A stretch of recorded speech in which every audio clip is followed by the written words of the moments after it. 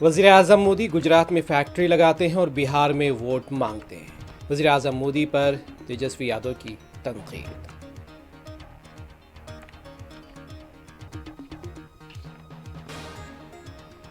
दुलार चंद कत्ल केस में जेडीयू उम्मीदवार आनंद सिंह गिरफ्तार। बिहार में महा जंगल राज कायम है, अपोजिशन की तनकीद।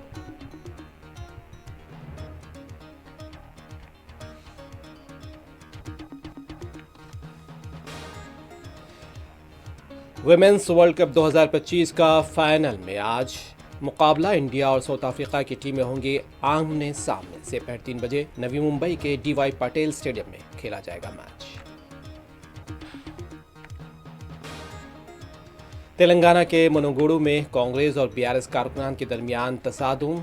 कांग्रेस कारकुनान पर बीआरएस पार्टी के दफ्तर पर हमले का इल्जाम।